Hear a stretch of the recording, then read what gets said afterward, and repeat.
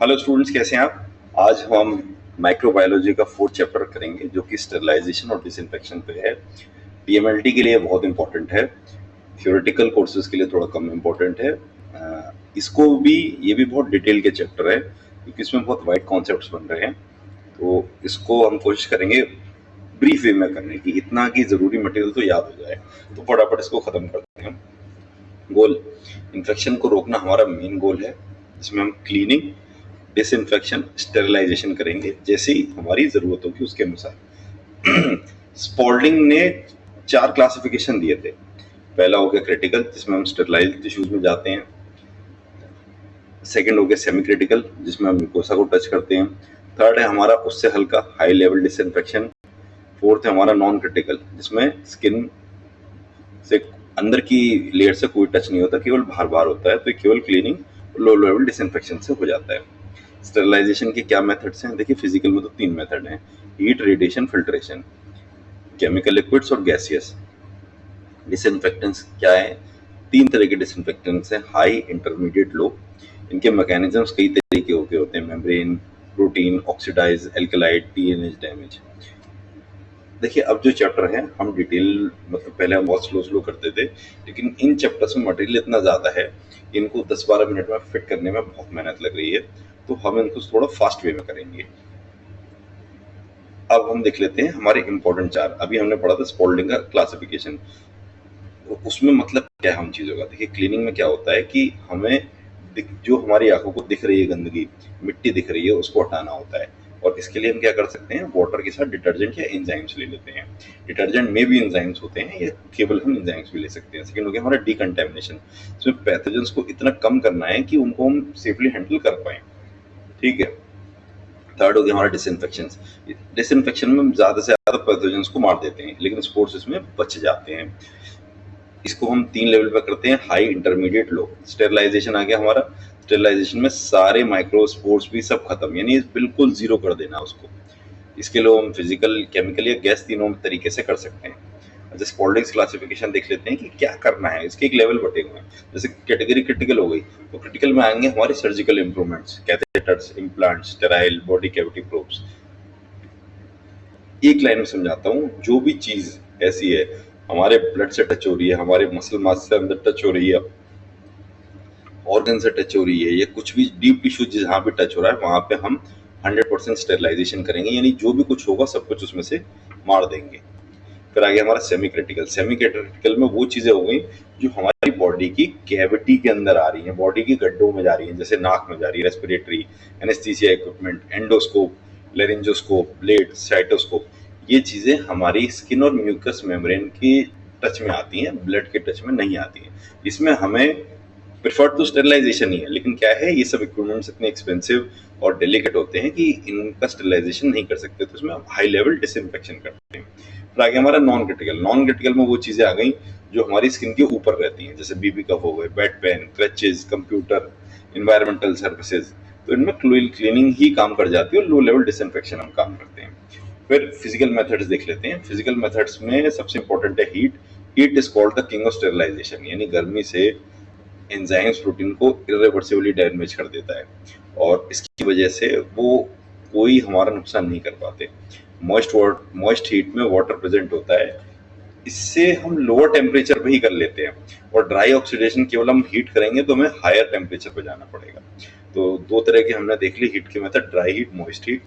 Dry heat का मतलब होता है इंसरेशन, भट्टी। इसमें रेड हीट फ्लेम हो गया, यानी गैस पर जब हम जो फ्लेम यूज करते हैं, जो रेड होता है सबसे ज्यादा गर्म होता है, वो बहुत जल्दी मारता है। हॉट एयर ओवन हो गया। इसके लिए इसमें क्या यूज हो जाएगा? Glass weights, metals, dry powders, pyrogen, non corrosive जितनी भी चीजें होंगी वो इसमें कर सकते हैं। फिर हम देखते हैं मॉइस्ट हीट। मॉइस्ट हीट में हम ऑटोक्लेव, एक मशीन होती है जिसके अंदर स्टीम घूमती है और वो स्टीम स्टेरिलाइज करती है। इसमें जो टेम्परेचर वो यूज होता है वो 121 टू 134 डिग्री सेंटीग्रेड होता है, और हॉट एयर ओवन में 160 होता है मिनिमम, यानी कि 30 डिग्री कम में हमारा काम हो जाएगा। इसकी पेनिट्रेबिलिटी बहुत ज्यादा होती है, और इसमें मेन हमारा जो मैकेनिज्म होता है वो ये होता है, एयर हम पूरी निकाल लेते हैं और स्टीम छोड़ देते हैं, तो स्टीम अंदर घुस जाएगी एयर प्रेशर कम होने की वजह से। तो इसमें जितने भी प्लास्टिक, रबड़ से ऐसी चीजें जो हीट से खराब हो जाए वो भी हम कर लेते हैं। अच्छा, ऑटोक्लेव में क्या चीज जरूरी होती है? ऑटोक्लेव, देखिए ऑटोक्लेव का डायग्राम नहीं आएगा क्योंकि हम इंजीनियरिंग का पेपर नहीं दे रहे हैं, हम हेमाटोलॉजी का पेपर को माइक्रोबायोलॉजी का दे रहे हैं। लेकिन अगर आपसे पूछा जाए या एमसीक्यू आ जाए तो आपको पता होना चाहिए कि उसमें एक चैम्बर होता है, एक स्टीम जनरेटर होता है और इनलेट आउटलेट वॉल्व्स होती हैं, ठीक है, और अंदर टेम्परेचर और प्रेशर मॉनिटर करने के इक्विपमेंट्स लगे होते हैं और डोर लॉक लगे होते हैं। ऑपरेशन आपको पता ही है कि 134 डिग्री सेंटीग्रेड पे हो जाता है। फ्लूइड्स को हम 121 डिग्री सेंटीग्रेड पे कर देते हैं। इसमें हम एयर को रिमूव कर देंगे, स्टीम को डाल देंगे, स्टेरिलाइजेशन फटाफट हो जाएगा। क्वालिटी चेक के लिए बायोलॉजिकल इंडिकेटर भी हम यूज कर सकते हैं, जिसमें हमारा बैसिलस स्टीरियो थर्मोफिलस स्पोर डाल के देखते हैं, ठीक है। फिर आगे लो टेम्परेचर स्टेरिलाइजेशन, ये गैसेज और लिक्विड्स के लिए यूज होता है। गैसेज और लिक्विड्स में हम बहुत ज्यादा हाई टेम्परेचर नहीं ले सकते क्योंकि नहीं तो उसमें रिएक्शन होने का चांस रहता है। इसमें पहला हम यूज करते हैं एथिलीन ऑक्साइड। ये एल्कलाइजेशन ऑफ मॉलिक्यूल्स या एसिड्स पे काम करता है, ठीक है। 45 से 63 डिग्री पर ही ये एक्शन कर देता है और हम इसमें गैस को पहले प्री ह्यूमिडिफाई कर देते हैं और काफी देर उसमें स्टीम पास होने देते हैं। इससे क्या है, जितनी भी हमारी हीट सेंसिटिव चीजें हैं, कार्सिनोजेनिक चीजें हैं, वो दिक्कत नहीं देती क्योंकि टेम्परेचर रेंज बहुत कम है, मात्र 45 से 63 डिग्री है। इतना टेम्परेचर तो वैसे ही हो जाता है। फिर आगे हमारा फॉर्मल्डिहाइड। इसमें फॉर्मल्डिहाइड की हम स्टीम बना के करते हैं। इसका मेन रोल होता है डीएनए डैमेज करना। अगर किसी भी माइक्रो ऑर्गेनिजम्स के डीएनए को हम डैमेज कर देंगे तो वो अपनी एक्टिविटी कर ही नहीं पाएगा। ये बहुत इफेक्टिव है लेकिन ये रिस्की भी है, इससे अगर इरिटेंट भी क्रिएट होते हैं और म्यूटाजेनिक भी होता है।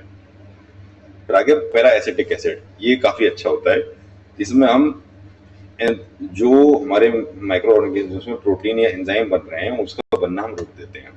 इसके लिए हमें बस ये जरूर चेक करना होता है कि टेम्परेचर हमारा 55 डिग्री सेंटीग्रेड हो और जो डिवाइस है वो ऐसा हो कि लिक्विड में डूब जाए, तभी ये उसको काम कर पाएगा। फिर लास्ट हो गया हमारा H2O2 का प्लाज्मा या वेपर। ये सेलुलर कंपोनेंट्स के ऑक्सीडेशन के लिए होता है। इसमें वैक्यूम क्रिएट करो और इसके बाद H2O2 का वेपर डिफ्यूज कर दो तो प्लाज्मा में चला जाएगा और सारे चेंजेस कर देगा। ये भी लोअर टेम्परेचर 40 से 50 डिग्री सेंटीग्रेड ही हो जाता है। इतना तो आजकल हमारे नॉर्थ इंडिया का गर्मियों में वैसे टेम्परेचर होता है। इसमें क्या एडवांटेज है, कोई टॉक्सिक रेजिड्यू नहीं है और रैपर फ्रेंडली होता है, तो कुछ भी चीज आप रैप करके उसमें डाल सकते हैं। फिर देख लेते हैं हम रेडिएशन स्टेरिलाइजेशन। न्यूक्लियर में हमने पढ़ा था, वैसे ही है रेडिएशन में हम गामा, इलेक्ट्रॉन बीम या यूवी लाइट, इन तीनों को यूज करके भी हम चीजों को स्टेरिलाइज कर सकते हैं। गामा रेस का मेन टारगेट होता है आयोनाइजेशन, यानी जितने फ्री रेडिकल्स हैं उनका डीएनए डैमेज कर देती है गामा रेस, तो वो बेकार हो जाते हैं। और ये इंडस्ट्रियल स्टेरिलाइजेशन में यूज होता है हीट सेंसिटिव प्रोडक्ट्स के लिए। सेकंड आ गया हमारा electron beam therapy. Electron beam therapy में हम हाई एनर्जी इलेक्ट्रॉन से डीएनए डैमेज करते हैं। ये कन्वेयर सिस्टम्स पे यूज होता है, प्लास्टिक डिस्पोजेबल में यूज हो जाता है। फिर आगे हमारा यूवी की हमने बैंडविड्थ देख रखी है 254 से 260 nm। इससे डीएनए का एक्साइटेशन हो जाता है और अगेन वो अपनी एक्टिविटी नहीं कर पाता। ये एयर, सरफेस वाटर ट्रीटमेंट्स के लिए यूज होता है, एसेप्टिक एरिया। यूवी रेडिएशन उतना इफेक्टिव नहीं होता, सबसे ज्यादा इफेक्टिव गामा और इलेक्ट्रॉन बीम ही होता है। फिर आगे फिल्ट्रेशन, सेलेक्टराइजेशन। फिल्ट्रेशन जैसे किसी चीज को निकालना, वही इसका मैकेनिज्म है कि यहाँ पे हम मार नहीं रहे माइक्रो ऑर्गेनिजम्स को, बल्कि उनको अलग निकाल रहे हैं। इसका तरीका होता है सीविंग, छानना, एड्सॉर्प्शन, ट्रैपिंग। और इसका यूज होता है heat sensitive injections, ophthalmics, biologics, air gas to aseptic area, vent filters. अच्छा, ये दो तरह के होते हैं, डेप्थ और मेम्ब्रेन, ठीक है। डेप्थ में हम अनग्लेज्ड पोरेसिन, सिंटर्ड ग्लास, एस्बेस्टोस, डायोमेटेशियस अर्थ यूज करते हैं। और मेम्ब्रेन फिल्टर्स में हम cellulose, acetate, nitrate, polycarbonate use करते हैं। देखिए, मेम्ब्रेन में एक तरह की मेम्ब्रेन होगी, आपको समझ में आ गया। डेप्थ में हम पोरस मटेरियल लेंगे, ठीक है। पोरस मटेरियल में क्या होगा कि वो नीचे गिर जाएगा और इन सब मटेरियल्स में एब्जॉर्ब हो जाएगा हमारे माइक्रो ऑर्गेनिजम्स, ठीक है। फिर थर्ड हो गया हमारा हेपा एयर, जिसमें फाइब्रस मैट्स बनाते हैं। ये इंडस्ट्रियल लेवल पे यूज होता है। फिर हम देख लेते हैं केमिकल डिसइंफेक्टेंट्स की कैसे हम यूज करते हैं। देखिए अल्कोहल आपको पता ही है डिहाइड्रेशन से सबसे ज्यादा काम करता है वो। इसमें जो 100 एब्सोल्यूट अल्कोहल है वो उतना बेटर नहीं रहता क्योंकि वो तो बहुत जल्दी उड़ जाता है, तो 70% ही बेटर रहता है। कुछ इनके क्वेश्चंस भी हैं जो आप देख लीजिएगा, नहीं तो लेक्चर अगेन बहुत लंबा हो जाएगा। फिर आगे हमारा फॉर्मूले हमने हिस्टोलॉजी में इतना पढ़ा है कि उसके बिना तो लैब चल ही नहीं सकती, हर चीज में उसी का यूज है। और वो क्या करता है, न्यूक्लिक एसिड डैमेज कर देता है, एल्कलाइलेशन क्रिएट कर देता है। तो जितने भी इंस्ट्रूमेंट्स पर कोई भी टाइप का माइक्रो ऑर्गेनिज्म होगा वो खत्म हो जाएगा। फिर हमारे फिनोलिक्स आ गए, जिसमें फिनॉल, क्रीसोल, लाइसोल, क्लोरोहेक्सिडिन हो गया, क्लोरोजाइनोल हो गया। ये मेम्ब्रेन डिस्ट्रप्शन करते हैं, प्रोटीन प्रेसिपिटेशन करते हैं, एंजाइम इनएक्टिवेशन करते हैं। देखिए एंजाइम इनएक्टिवेट हो जाएगा तो उसके बाद उसमें कुछ बचेगा नहीं। क्लोरोहेक्सिडिन और डेटॉल आपने घर में यूज किया ही होगा एंटीसेप्टिक के लिए। फिर आगे हमारे हेलोजन में क्लोरीन, आयोडीन, आयोफोर्स हो गए। ये ऑक्सीडेशन रिएक्शन क्रिएट करते हैं और ये ब्लीच या पोविन आयोडीन से जब स्किन हम तैयार करते हैं उसमें यूज करते हैं। फिर आगे हमारे हैवी मेटल्स में प्रोटीन्स को हम प्रेसिपिटेट करा लेते हैं, जैसे हमारा सिल्वर सल्फाटाइजीन, एसओएस क्रीम हो गई हमारे उसके लिए, या सिल्वर एक्स क्रीम हो गई बर्न के लिए, तो ये वहाँ अंदर से प्रिजर्वेशन कर देता है। फिर हमारा सेट्रामाइड हो गया, सेट्रामाइड साबुन में भी यूज होता है। ये surface active membrane disruption create करता है, ये 1 या 2% में ही काम कर जाता है। ठीक है, फिर डाइज आ गई। डाइज आपको पता ही है न्यूक्लिक एसिड पर सीधे सीधे अटैक करती है, रिएक्ट करती है उनके साथ। ऐसे हाइड्रोजन परऑक्साइड आ गया, बीटा प्रायोलेक्टिन आ गया जो एल्कलाइलेशन क्रिएट करता है, ये वैक्सीन को स्टरलाइज करने के लिए यूज होता है। अच्छा, अब कुछ कॉन्सेप्ट पे बात कर लेते हैं। Dry heat, moist heat, gaseous, radiation, filtration, इनके कैरेक्टरिस्टिक क्या है? ड्राई हीट को आप कैसे मैनेज करेंगे? ड्राई हीट को मैनेज करने के लिए आपको टेम्परेचर का चार्ट होना चाहिए, कितना है, क्यों है। और क्लोस्ट्रिडियम के लिए, स्पोर्ट्स के लिए हम ड्राई हीट बहुत यूज करते हैं। फिर हम मॉइस्ट हीट हो गया, मॉइस्ट हीट में भी हम टेम्परेचर चार्ट से देखेंगे। इसमें हम जियोबैसिलस, स्टीरियोथर्मोफिलस स्पोर्ट्स को देखते हैं। फिर आगे गैसियस में हम गैस में कितना कंसंट्रेशन हो रहा है वेट से, उससे यूज करते हैं। फिर रेडिएशन और फिल्ट्रेशन आ गया। रेडिएशन में हम डोसीमीटर देखते हैं कि जो सरफेस है वो उस पर कितना हमारा रेडिएशन एब्जॉर्ब हो रहा है। और फिल्ट्रेशन में हम बबल पॉइंट टेस्ट देखते हैं। फिर आगे हमारा टेस्टिंग ऑफ डिसइंफेक्टेंट्स। अगर टेक्निकल पेपर आपकी यूनिवर्सिटी में बन रहा है तो ये टॉपिक आपके लिए इम्पोर्टेंट है। कौन कौन से मेथड से हम क्या चीज टेस्ट करते हैं। अगर इजी पेपर बनते हैं तो ये शायद नहीं पूछा जाएगा। तो उसमें कोच मेथड हो गया, राइडल वॉकर मेथड हो गया, चिक मार्टिन हो गया, केल्सी साइज हो गया। ठीक है, और इनकी डिटेल कंप्यूटर स्क्रीन पे आपको दिख रही होगी, तो इसको आप सेव कर लीजिएगा, चाहे फोटो खींच के देख लीजिएगा। जैसे कोच मेथड है, इसमें क्या होता है, हम सिल्क थ्रेड पे स्पोर्ट्स डालते हैं, फिर एक्सपोज करके उनका कल्चर बनाते हैं, तो इससे हमें बी एंथरेसिस स्पोर्ट्स का पता चल जाता है। ठीक है, प्योरली फैक्चुअल बातें हैं जो आपको याद करनी पड़ेंगी। कुछ जो और समझने की बातें हैं वो आपको बता देता हूँ। हीट जो होता है हमारा, वो उसमें 2 चीज आ गई, प्रेशर कुकर या तंदूर। प्रेशर कुकर को आप समझ लो मॉइस्ट हीट, जैसे आपके घर में खाना बनता है, ये जल्दी काम करता है।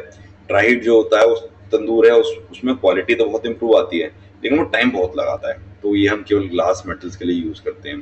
गैस जो होती है वो एक परफ्यूम रूम की तरह होती है, यानी रूम में से हवा निकाल के गैस फैला दी, काम करेगा, और हमें उसका टॉक्सिसिटी लेवल बस मेंटेन देखना पड़ता है।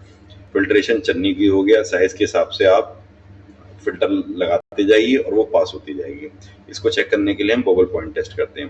फिर डिसइंफेक्टेंट की चॉइस क्या करेंगे आप, उसके 3D रूल होता है, डोज, ड्यूरेशन, डर्ट। तीनों चीजें जिसमें वेल बैलेंस्ड हो, यानी डोज, ड्यूरेशन, डर्ट से, वो हमें डिसइंफेक्टेंट यूज करना है। फिर देख लेते हैं एक वन लाइनर। स्टेरिलाइजेशन में सारी फॉर्म डिस्ट्रॉय होंगी, डिसइंफेक्शन में स्पोर्स बचेंगे। स्पॉटलिंग में हमारी 4 लेवल थे, हमने देख लिया था, critical, semi critical, non critical, 3 level है। हॉट एयर ओवन 160 से 180 डिग्री सेंटीग्रेड, ग्लास मेटल पर यूज होता है। ऑटोक्लेव 121 134 से होता है। यूवी 254 से 260 होती है, और हेपा ग्रेटर देन 99.7 यूज होता है। ठीक है, 1 पेज समरी टेबल भी है, लेकिन इसमें वही सब बातें रिपीट हो रही हैं, तो मैं समझता हूँ आजकल लेक्चर बहुत लंबा हो गया है, इतने में भी स्टूडेंट्स का कंसंट्रेशन नहीं बन पाता, तो इसको यहीं पे खत्म करते हैं, कुछ रह जाएगा तो नेक्स्ट में देख लेंगे।